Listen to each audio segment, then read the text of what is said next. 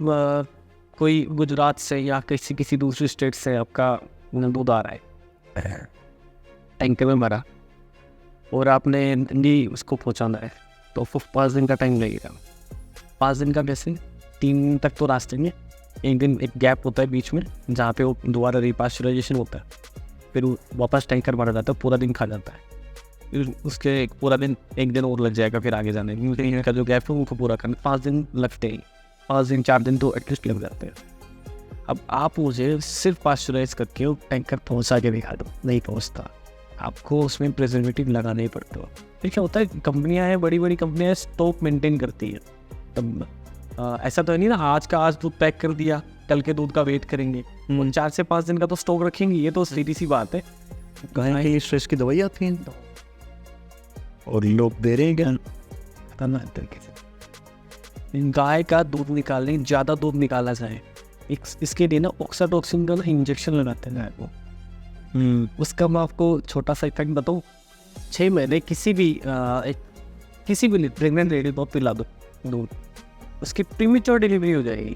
ये जब मम्मी दूध निकालने बैठती थी, जैसे मम्मी मेरी राजस्थानी वो कॉस्ट्यूम पहनती है, पूरा राजस्थानी ड्रेस, ठीक है, तो मम्मी बैठी है, मम्मी को दूध देगी, तो मेरी वाइफ ने सोचा कि मैं भी एक बार ट्राई कर लूँ, वो सूट पहन के बैठी, नहीं दिया, फिर वो लुगड़ी ले आई जो नॉर्मली रास्ता में यूज़ करते हैं कि मम्मी ये पहनती है राजस्थानी ड्रेस है, पर जैसे ही उसने हाथ लगाया ना, वो मुट्ठी को पहचान गई कि ऐसा थन को पकड़ते ना, तो वो पहचान गई कि ये तो नहीं है। मैं पनीर वाले के पास गया, दूध में उसको दे आया, उसने बोला राजेश जी हमको और दूध चाहिए, किसी के पास से एडजस्ट करवा दे।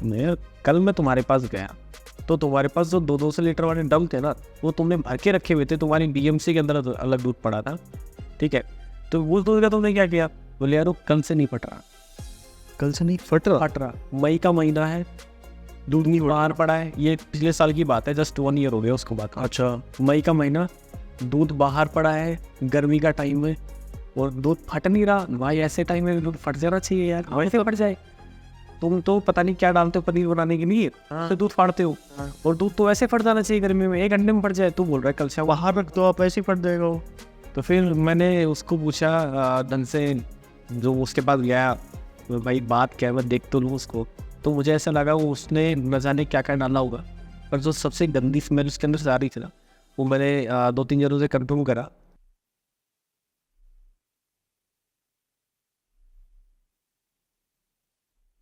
सभी को मेरा नमस्कार and welcome back to another episode of Trio Talks. आज हम आपके लिए एक ऐसा टॉपिक लेके आए हैं जो काफ़ी टाइम से आपने सुना भी होगा और जाना भी होगा। टॉपिक में जाने से पहले आप सबसे एक सवाल, क्या आपका दूध प्योर है? दूध प्योर पी रहे हो कि नहीं पी रहे? अब आप कहोगे कि मैं तो प्योर पी रहा हूँ, रोज थैली जाके लेके आता हूँ, तो सर मैं आपको बता दूँ प्योर नहीं है वो। खैर ये सब चीज़ें आपको इस पॉडकास्ट में पता लगेंगी। फिलहाल के लिए जो ये पॉडकास्ट है ये इसी बारे में है कि एक्चुअल में आपका दूध प्योर भी है कि नहीं है, और अगर आपको दूध प्योर पीना है तो वो कैसे पी सकते हो। सेकेंड थिंग, जो सबसे बड़ी चीज़ है कि दूध के इतने अनगिनत फायदे हैं जिसकी आप कल्पना भी नहीं कर सकते, और उसी के साथ में अगर आप गलत दूध पी रहे हो तो उसके नुकसान भी इतने ज़्यादा हैं जिसकी आप कल्पना ही नहीं कर पाओगे। ये सब आपको बताएंगे। हमारे साथ आज अवेलेबल है राजेश जी, विलेज पोटली से। मुझे 100 करोड़ की कंपनी नहीं बनाना, मैं पक्का हूँ इस चीज़ में, मुझे नहीं बनानी इतनी बड़ी कंपनी। मुझे बहुत आगे तक भी, मतलब इस कैसे बोले ना कि मैं 5,000 लीटर बेचूंगा, मैं 50,000 लीटर, मुझे नहीं बेचना होता। जितनी गाय मेरे पास है और जितने एसोसिएट फार्मर्स जो मेरे साथ जुड़ रहे हैं, जो मेरे से गाय लेके जाते हैं, वो उन्हीं का दूध मुझे देते हैं, जो सही तरीके से देसी गोपालन पे काम कर रहे हैं। मुझे उन्हीं का ख्याल रखना है, ये मेरी सबसे पहली प्रायोरिटी। दूसरा, 7 साल हो गए मुझे गोपालन में, ठीक है, तो 7 साल में मैं इतना गायों से टच में हो गया ना कि गाय की जान तो बाद में निकलेगी, पहले मेरी निकल जाती है अगर वो बीमार हो गई है तो, ठीक है। ऐसे ही परिस्थिति देखे जैसे किसी गाय का एक्सीडेंट हो गया तो ब्लड निकल रहा उसका, ऐसे मिला जैसे कोई फ़ोन नहीं उठा रहा, जैसे हमने एम्बुलेंस से पिकअप पे हमने एम्बुलेंस बनाई हुई है, वो फ़ोन नहीं उठा रहा, कहीं वो चला गया, किसी गाय को लाने चला गया। मुझे इतना ज़्यादा गुस्सा आया कि मैंने दूसरी बनवाई। मैं भाई मेरे पास एक खड़ी रहनी चाहिए, मैं किस टाइम मर सकता हूँ, और इन्हीं का तो दिया हुआ है। मैं दूध बेच के मैंने आज तक जो भी मेरे पास है वो दूध बेच के हुआ है, और वो गायों का दूध बेच के हुआ है। तो उसमें 10-5 लाख रुपए और लग जाएंगे, कोई बात नहीं, है ना। पर ऐसा है कि सेल्स में बस मुझे इतना ही करना है कि जितना मेरे पास दूध है ना वो बिक जाए, और मैं जितनी सही तरीके से जितनी गायों को गोपालन कर पाऊँ उतनी गाय मैं मेरे पास रखूँ, उनका बेच पाऊँ, बस इससे ज़्यादा नहीं। गौपालन में मतलब एक जो आपने चीज़ ये बताई बड़ी सही लगी मुझे कि यार जितनी है उतना अच्छे से कर पाओ। यूजुअली लोग क्या करते हैं ना, वो स्टार्टअप स्केल करने के चक्कर में ना कहीं कहीं से कोई भी दूध उठाने लग जाते हैं। हाँ। तो वो एक चीज़ है। अच्छा एक बात बताइए, आपके पास अभी वैसे कितनी गायें हैं? मेरे पास 150 गाय, 150 50+। और ब्रीड कौन सी है अभी? मेरे पास गिर और साहिवाल, मैक्सिमम गिर है मेरे पास। मैक्सिमम है। ठीक। आपने जब शुरू किया था तो आप बता रहे 7 साल हो गए आपको। 7 साल पहले आपने मतलब खुद अकेले ने शुरू किया था या फैमिली की तरफ से ही एक मिला था कि ये शुरू करना है? फैमिली की तरफ से। फैमिली तो मैं चाहती थी कि गवर्नमेंट जॉब में, सारे घर वाले गवर्नमेंट जॉब में। अच्छा। ताऊ, चाचा, जीजा, भाई, पापा रिटायर्ड, सब गवर्नमेंट जॉब। ठीक है। तो वो तो चाहते थे कि मैं गवर्नमेंट जॉब में रहूँ, है ना। ऐसा किसी ने रिस्क लेके देखा नहीं, तो घर वाले मुझे क्यों लेने देते। ठीक बात है। जब पर मैं थोड़ा सा जिद्दी स्वभाव का था, मैं 11th तक ही स्कूल गया हूँ। उसके बाद मैंने 12th भी करी है और नॉन स्कॉलर करी है। ठीक है। ठीक है। मुझे चाव रहता था गाय पालने का, तो बस इसीलिए स्कूल नहीं छूटा मेरा। तो घर वालों ने 11th के बाद में, जैसे 12th में था ना, मैं नॉन स्कॉलर दे रहा था, घर वालों ने छोड़ देती कि ये लड़का सुधरेगा। ये मान रहे, तो मैं मेरी लाइन पे ही था। ठीक है।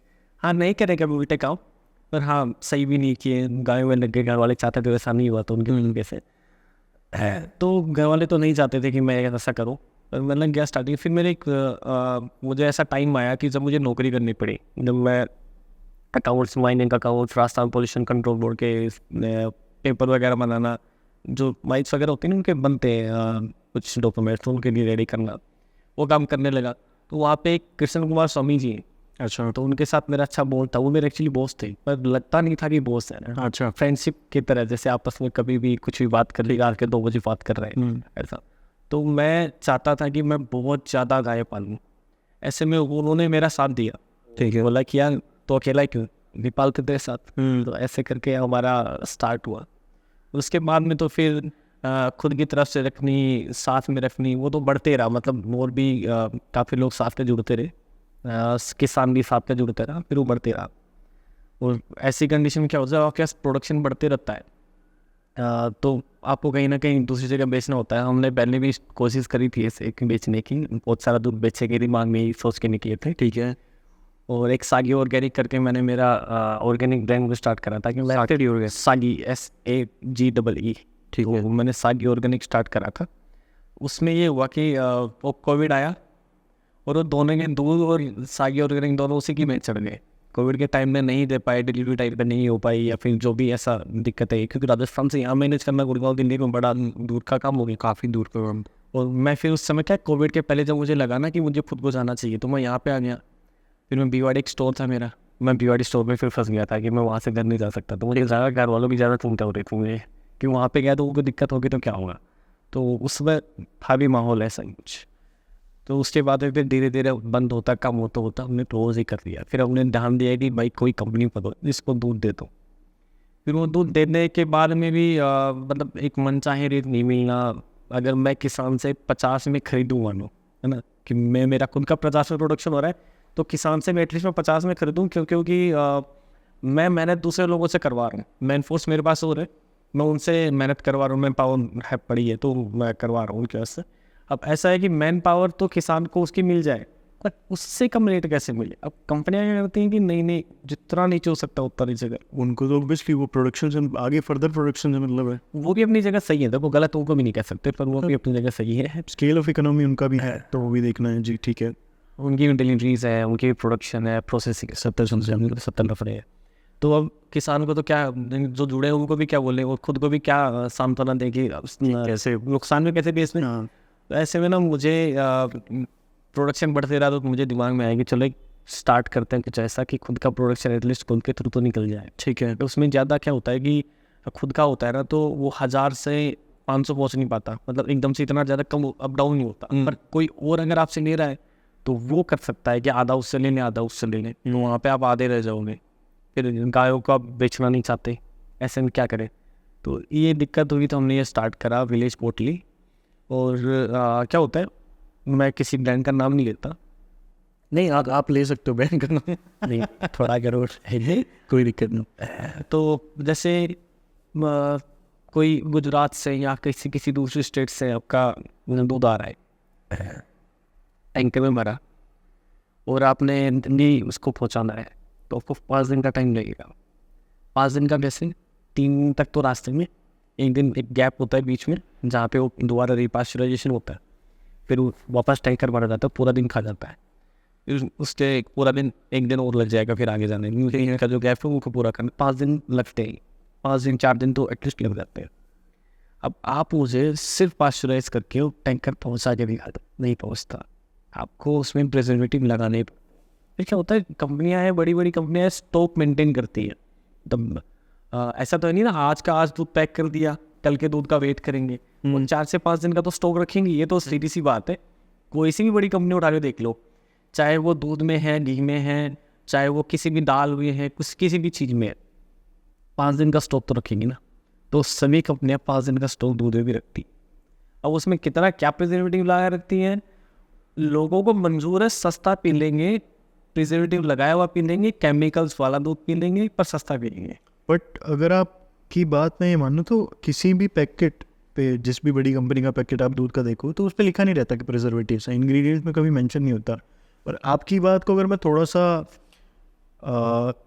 समझूँ तो आपका कहना बिल्कुल जायज़ है कि अगर दूध गुजरात से आ रहा है तो एक ट्रांजिट टाइम तो लगेगा 2 से 3 दिन का, जो भी होगा, चाहे वो कितनी भी तेज़ आए। और दूध इतने में इतनी गर्मी जो पड़ रही है, 50 डिग्री ऑलमोस्ट टेम्परेचर होने वाला है, जो कि न्यूज़ में भी आ रहा है।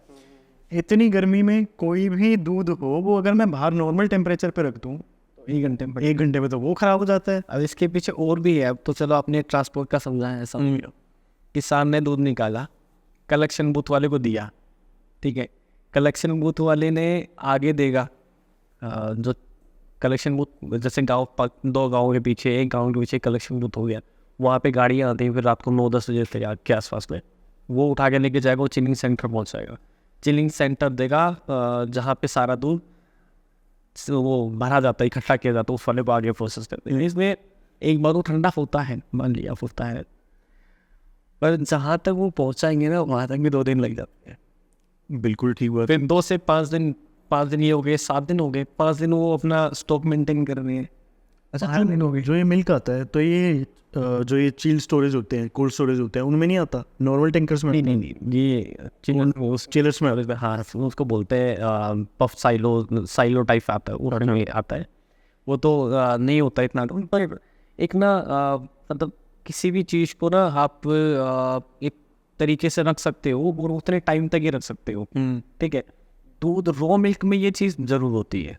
रॉ मिल्क में आप ठंडा भी कर रहे हो, अगर लगातार 10 दिन थोड़ा ठंडा रख सकते हो आप। ये रॉ मिल्क को आपने उठा के बोतल में फ्रिज में रख दिया और 10 दिन बाद में आप चेक करोगे क्या सेम टू सेम क्वालिटी आपको मिल जाएगी? नहीं मिलेगी। 1 दिन बाद की नहीं रहती फ्रिज में तो वैसा ही आप चाहे उसको 4 डिग्री सेल्सियस, वैसे दूध का होता है 2 से 3 4, मतलब आप उसको ना बर्फ़ मत बनाओ। अगर बर्फ़ बनाओगे तो क्रीम जमती नहीं, वो उसका पानी पहले जम जाएगा तो उसकी क्वालिटी खराब हो जाएगी। ठीक है। हम हमारा खुद का क्या तरीका यूज़ करते हैं, जैसे हमने दूध निकाला, ठीक है, हम भी स्टॉक मेंटेन करते हैं। गलत बात हम नहीं बोलेंगे, झूठ बात तो नहीं बोलेंगे, जायज़ बात है। स्टॉक मेंटेन करते हैं, पर वो इतना ही मेंटेन करते हैं जैसे सुबह वाला दूध है ना, वो शाम वाले को मिला के शाम का प्रोसेस कर दिया, सुबह हमारे पास दूसरा दूध जो आ गया उसको हम रख लेंगे, फिर शाम वाला जो हमारे पास आ गया उन दोनों को मिला के फिर हम वापस से पैकेजिंग कर। तो अगर सिंपल लैंग्वेज समझो तो 12 घंटे का एक स्टॉक आपके पास अवेलेबल है। हाँ, तो उसको हम ठंडा करके रखेंगे 4 डिग्री सेल्सियस के ऊपर, और ये पास्चराइज करके डाल देंगे। वो रीपास्चराइज, सुबह वाला भी रीपास्चराइज हो सकता है, ठीक है, हम करेंगे नहीं उसको, सुबह वाला रीपास्चराइज से कोई दिक्कत नहीं, पर एटलीस्ट वो पास्चराइज हो गया, उसको ठंडा करने के लिए, और सिर्फ वो 12 घंटे का टाइम भी नहीं होता, उससे भी कम टाइम के बाद में वो पैकेजिंग होना स्टार्ट हो गया। और जस्ट नेक्स्ट डे, ठीक है, जो सुबह वाला दूध हमने रखा है ना, वो वाला शाम को अगर गाड़ियाँ निकाल रहे हैं, लाइक टैंकर भर के निकाल दिया, फलानी कंपनी को जाएगा, वो उसको निकाल देते हैं। और जो शाम वाला जो हमारे पास बचा है ना, उसका हम प्रोसेस करके उसको पास्चराइज करके वो हमारे विलेज बोट लेगी पॉलीथीन में, और इसके पीछे पॉली में क्यों देते हैं, क्योंकि आप आजकल देखे हो ना कि ग्लास बोतल ऐसा कुछ काफ़ी लोग ग्लास बोतल, काफ़ी लोग क्या, लगभग लोग ना जो ऑर्गेनिक या फिर जो देसी गाय में दे रहे हैं ग्लास बोतल में दे रहे हैं। तीसरा एक सबसे बड़ा कचरा है, टूट गया ना। मैंने 2000 बोतल खरीदी थी, 2000 बोतल कभी ना कभी तो टूटी होंगी, क्योंकि ख़त्म हो गई थी लास्ट में मेरे पास 3-4 महीने बाद में। तो ये सबसे बड़ा कचरा है, इसको कहाँ लेके जाओ ये सोचना पड़ता है टूटने के बाद में, क्योंकि टूटने के बाद में ना जो कबाड़ी वाला वो भी नहीं लेके जाएगा ग्लास। अगर आपने कभी देख के देखना उसको, टूटा हुआ ग्लास का या कोई नहीं टुकड़ा नहीं लेके जाएगा, वो पशुओं के पैर में लगेगा, ठीक है, वो आपके पैर में लग सकता है।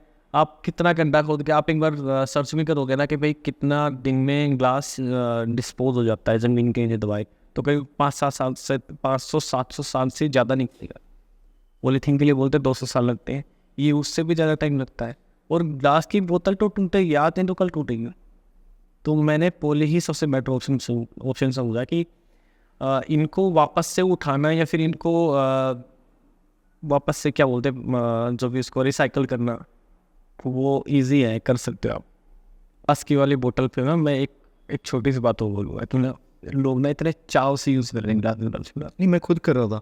अगर मैं आपको इससे पहले बताऊं तो for a few days I used, क्योंकि मैंने भी हर जगह से मिल्क ट्राई किया है पहले। तो एक कंपनी है करके यहाँ पे गुड़गांव में, ये दूध वाला करके कंपनी है, वो ग्लास बोतल देते हैं। तो इसको इस एंगल से मैंने कभी नहीं सोचा कि हाँ ग्लास की बोतल भी टूटती होंगी, एज इन कंपनी एंड पे, मेरे एंड पे तो नहीं। और उसका क्या होता है तो हाँ सोचने वाली बात है। जी आप बता रहे थे ग्लास बोतल। टूटने के बाद में कबाड़ी वाला नहीं लेके जाता, क्योंकि 2000 बोतल का इकट्ठा ढेर मैंने उसको देने की कोशिश की, मैं कैसे करके निकल जाए, क्योंकि बहुत लोगों के पैर में लग सकता है और मैं फेंकूँ कहाँ इसको। फिर मैंने उसका एक इंतजाम करा कि भाई ये चाहिए 1000 साल में गले, इसको ज़मीन के नीचे दबाना ज़्यादा बढ़िया। जैसी बुलाई गई उसको फिर अपने वहीं पे अपने फार्म में उसको अंदर दबाया गया। आपका फार्म राजस्थान में है ना? मेरा कमरा, और सारी गायें वहीं पे एक साथ ही हैं? एक्चुअली अलग अलग है, एक साथ नहीं है। अच्छा, अलग अलग कैसे? अलग अलग ऐसा है कि कुछ पहाड़ी वाले इलाके में है, कुछ नॉर्दर्न इलाकों में थे, कुछ तो हम ना उनको 3 हिस्सों में रखते हैं। वो कैसे? साई वाला अलग, गिर अलग, और जिनका भी जो दूध नहीं दे रही ड्राई वो अलग। और ऐसा क्यों है? ऐसा इसलिए क्योंकि हमारी कॉस्टिंग कम बैठे, एक्चुअली इसलिए है, खास जनवरी तो इसीलिए है। नहीं, फ़र्क कैसे पड़ता है बट ये से कि जैसे अभी गाय दूध नहीं दे रही है, ठीक है, ऐसे में वो घूमे फिरे, उसका बच्चा स्वस्थ रहे, वो घास भी खाए। ऐसे वैसे तो जो दूध दे रही है ना, उस गाय को भी हम घास चारा खिलाते हैं, वो घूमने में जाती है, घास खा के आती है जंगल जाके, ठीक है। फिर क्या है, उससे बहुत सारे फायदे होते हैं। आयुर्वेदिक प्रॉपर्टीज़ वाली कुछ घास टाइप की जो भी चीज़ें होती है वो भी खा लेती है। और गाय के लिए एक विशेष है, अगर उसके पेट में दर्द है ना, तो अगर वो चीज़ उसको दिखेगी कि इससे पेट का दर्द ठीक होता है, वो खा लेगी उसी, उसको पता है, वो हमसे ज़्यादा खुद के बारे में जानती है। अच्छा, पर हम तो उसको ज़बरदस्ती एक खूंटे पे बांध के उसको बहुत सारी अच्छी चीज़ें खिला देना चाहते हैं। वो हमको लगता है उसके लिए अच्छी है, पर क्या पता अच्छी है कि नहीं है। मतलब अगर मैं ये सोचूं वापस, जब मैं छोटा था तो मैंने काफ़ी सारी डेयरीज देखी हैं जिनमें गाय भैंसों को एक ही जगह पे बांध के रखा जाता है परमानेंटली, कभी घुमाने ही नहीं जाते। मैं यही सोचता था, क्योंकि अब छोटे बच्चे के माइंड में तो क्यूरियोसिटी आती है ना कि ये घूमने नहीं जाती, इसको कैसा लगता होगा। मतलब मैं अगर एक दिन घर से बाहर निकलूँ तो मेरे को बड़ा बुरा लगता था। ये तो कितने साल हो गए मुझे देखते हुए, तो कभी घूमने जाते ही नहीं है, तो इसको कितना बुरा लगता होगा।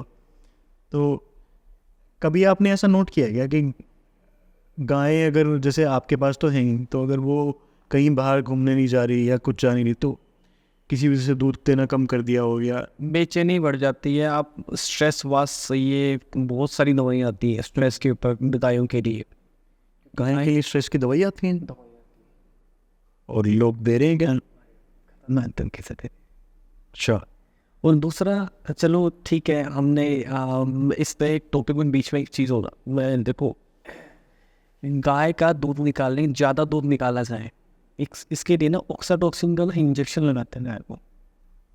उसका मैं आपको छोटा सा इफेक्ट बताऊँ, 6 महीने किसी भी प्रेगनेंट लेडी को पिला दो दूध, उसकी प्रीमेच्योर डिलीवरी हो जाएगी। ये ऑक्साटोक्सिन का इफेक्ट है। ऑक्साटोक्सिन वाला दूध जो है अगर प्रेग्नेंट लेडी को पिलाते हैं तो प्रीमेच्योर डिलीवरी हो जाएगी। और लोग लगाते हैं ताकि वो क्या होता है कि उससे कहा जाता है, हालांकि हम लोग यूज़ नहीं करते, और मैं सिर्फ ये सख्त खिलाफ रहता हूँ। चाहे मैं नुकसान में जाऊँ चाहे बर्बाद हो जाऊँ, मुझे फ़र्क नहीं पड़ता। अगर मेरी कोई गाय मर जाए मुझे उससे ज़्यादा फ़र्क पड़ता है। क्योंकि 7 साल बिता दिए, दादाजी को तो इसमें पूरे जीवन बिताते हुए देखा है मैंने, तो मुझे उनसे ज़्यादा प्यार है जी। ठीक है, तो बोलते हैं कि गाय ना उसके बाद में दूध को रख नहीं पाती है। हमेशा गाय 3 तरीके से दूध देती है, 3 टाइम दूध देती है। एक बार दूध निकालने बैठे गाय 3 तरीके से दूध देगी। पहला जो दूध होगा ना, उसके बच्चे के लिए वो रख लेगी, दे देगी उस बच्चे को। जब आप बच्चे को छोड़ोगे तो पाउस जाते बोलते हैं ना, पाउस गई, उसके पहले वाला दूध उसके बच्चे के लिए था। एक ही टाइम की आप ये बात कर रहे हो कि जैसे एक बार दूध निकालने बैठे हो आप, शाम को अगर दूध निकालने बैठे एग्जाम्पल का, हाँ, तो 3 उसमें 3 टुकड़े होंगे दूध के। अच्छा, उसी दूध में ठीक है। पहली बार आप जब बछड़ा छोड़ोगे, बछड़ी छोड़ोगे, तो वो पहली बार जो दूध उसको पी रहा है ना, उसके बच्चे के लिए था ही। ठीक है, वो उसके बाद में पाउस गई बोल देते हम उसको, भाई वो दोने में आ गई। उसके बाद में जो आपने दो लिया, उसको दूध निकाल लिया, लास्ट का दूध फिर से बच्चे के लिए दोबारा छोड़ देगी। ये गायों की, स्पेशली देसी गायों की विशेषता है। वो खुद छोड़ देती है, मतलब आपको दूध देना बंद कर देगी सेकंड। दूध कम होने लग जाएगा, खत्म हो जाएगा थन में, आप छोड़ दोगे, आप बच्चा फिर छोड़ोगे, फिर दूध आ जाएगा। अरे क्या अमेजिंग। ये देसी गायों की होती है। और ना आप 100 गाय, एक जैसे दिखने वाली 100 गायें छोड़ दो, ठीक है, बच्चा छोड़ दो। वो बच्चा अगर बिल्कुल छोटा है, मान लो कि 1-2 दिन का, 3 दिन का ही है, तो बच्चा क्या होता है, माँ को पहचान नहीं पाता जल्दी से। ठीक है, कोशिश करता हो पहचानने की, पर 1-2 बार में नहीं पहचान पाता। तो वो अगर जाके मुँह लगाएगा, दूसरी वाली गाय उसको दूध नहीं पीने देगी, वो उसको हटा देगी। और माँ के पास पहुँच गया तो वो, मान दो कि अगर दूर से देख लिया ना, 5 गाय खड़ी है, माँ के आसपास आ गया, वो पहचान जाएगा और फिर बाकी उसी के पास जाएगा। वो 2 से 3 दिन का बच्चे को पता है यही मेरी माँ है, और गाय नहीं देख रही है, उसके मुंह लगाने के तरीके से गाय को पता लग जाएगा यही मेरा बच्चा है।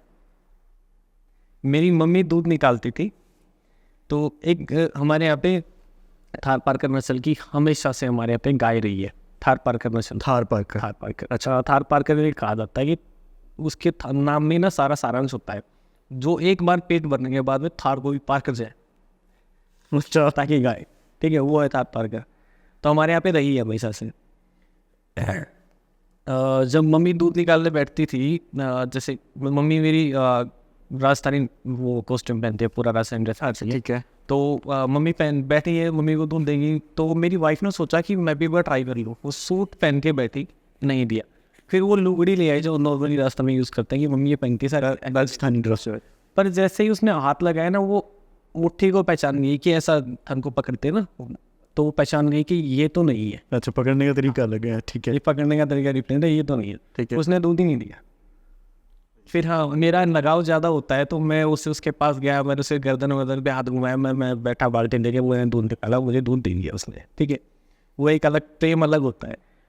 बच्चा, जैसे हमारी गाय ब्याने में थी, ब्याह गई, तो मेरे पापा का भी विशेष प्रेम होता है उसी गाय के प्रति। तो क्यों, बछड़े को 2-4 बार उसने चाटती है, पूरे बछड़े को, सब बच्चे को, सारे को सीट कर दी। ठीक है, वो जैसे उसने 2-4 बार चाटा, वो मेरे पापा को चाटने लगी। इतना प्रेम, ये दिखाता है कि आपके अंदर गायों के प्रति कितना प्रेम है।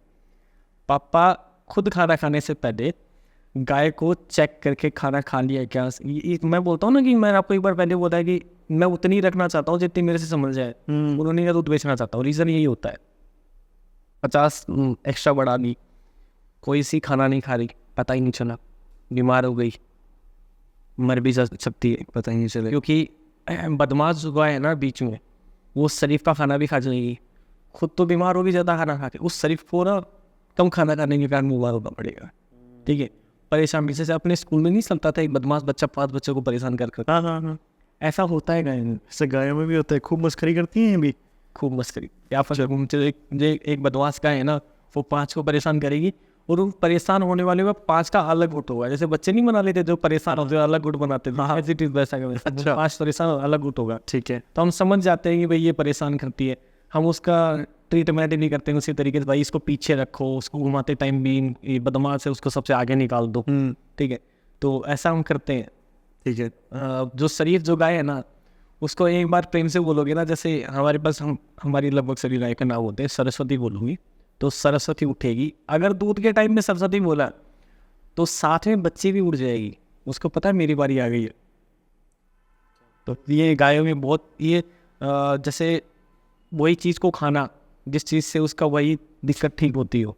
ठीक है, ये बहुत अच्छी तरीके से उनको पता है, उनको अपने बच्चों के बारे में पता है, ठीक है, और अपने शरीर के बारे में बेहतरीन तरीके से जानते हैं। अब लोग ना इनको जो बांध के खिलाने लगे ना, मुझे उस चीज़ से बड़ी दिक्कत है कि आप चलो अच्छी बात है बांध के खिलाओ, है ना, पर आप 2-3 घंटे उसको घूमने के लिए, चराने के लिए जो पशु ये पशु की श्रेणी में गाय आ गई, हालांकि पशु की श्रेणी में नहीं बोलना चाहिए, पर चलो पशु की श्रेणी में आते हैं, पशु मान के बोल दे। जो पशु सिर्फ घूमने और चरने के लिए बना है, क्योंकि भगवान ने तो उसको इसीलिए बनाया था कि वो घूम के हरी घास खाए जी, उसको सूखा खिला रहे हैं, ठीक है, दूध ज़्यादा दे रहे हैं, उसके लिए अन्न दे रहे हैं, केमिकल्स। अब इसमें क्या होता है अलग से प्रोटीन, ये क्या बोलते हैं मल्टीविटामिन, इनके पाउडर आते हैं अलग से, हाँ, वो देते हैं गाय को जी। उस चीज़ से फ़ायदा नहीं है। अगर उसको संपूर्ण पशु आहार संतुलित संपूर्ण पशु आहार दिया जाए तो इन सब चीज़ों की ज़रूरत नहीं पड़ती। तो आहार होता कैसे, पर क्या मतलब क्या आ रहा है वो? गेहूं के टाइम में गेहूं ज़्यादा दी जाए, बाकी मेथी, चना, इन सब की चूरी वगैरह जो होती है, ठीक है, वो भी दी जाए साथ में। बाजरे के टाइम में बाजरा भले ही थोड़ा ज़्यादा दे दिया जाए, पर उसके अलावा भी जो ये मेथी वगैरह वाली चीज़ें हैं, चना भी हो गया, दाल भी हो गई। कहने का मतलब ये है कि नेचर में जो जिस टाइम पे हो रहा है वो गाय को भी आप उस टाइम पे वो चीज़ देते रहो। वो चीज़ ज़्यादा दो, बाकी मेथी वेथी है ना वो थोड़ा बहुत सबको देना पड़ेगा। हाँ, तो वो तो हमेशा देना पड़ेगा। जैसे दालों के लिए बोल रहा हूँ, दाल, ठीक है, दाल ऐसा नहीं बोल रहा कि मैं आपको दाल आप छिली हुई बढ़िया सुंदर वाली लेके आओ। जो दालों का वेस्ट भी है ना वो भी ले आओगे, वो उससे परफेक्ट है। अच्छा, है? वो जैसे दालें साफ करते हैं जहाँ पे, वहाँ पे दालों के छोटे टुकड़े भी होते हैं, छिलके भी होते हैं, आप वो भी दे सकते हो उसको। वो फाइन दाल नहीं मांगती आपसे ना, पर आप संपूर्ण संतुलित पशु आहार दो, और मल्टीविटामिन के पाउडर देने से बढ़िया देखो वही चीज़ें लोग ना। अब आप शहरों में भी जाके देखेंगे तो लोगों ने ना छोटी छोटी जगह पे बहुत सारी गाय भैंसे बांधी होती है। हाँ मैंने देखा है। वो खुद का जीवन तो एसी में बैठ के साफ सुथरा बिता रहे होते हैं, पर नीचे गायों के भैंसों की हालत उन्होंने खराब कर रही है, बहुत खराब होती है। वो पूरा जीवन भगवान ने जैसे इंसान को ना अपना जीवन अपने तरीके से जीने के लिए दिया है, वैसे दिया तो उनको भी है।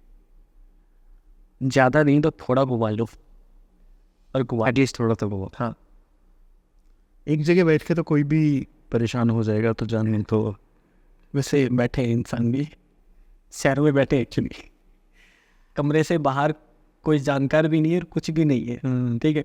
मैं गुड़गांव में 3 दिन से हूँ, इस पैर में परेशान हूँ।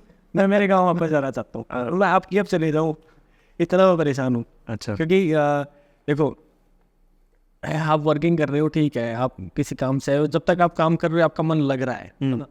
पर अगर आप 10-20 मिनट आधा घंटा भी, जैसे मैं होटल में था तो मैं सोच रहा था कि यार ऐसे बैठे रहूँ, मैं बैठा हूँ ही नहीं कभी ऐसे शांति से, कभी कुछ ना कुछ प्रॉब्लम है। 4 घंटे ऐसे बैठे हुए शांति से, कभी निकला नहीं टाइम।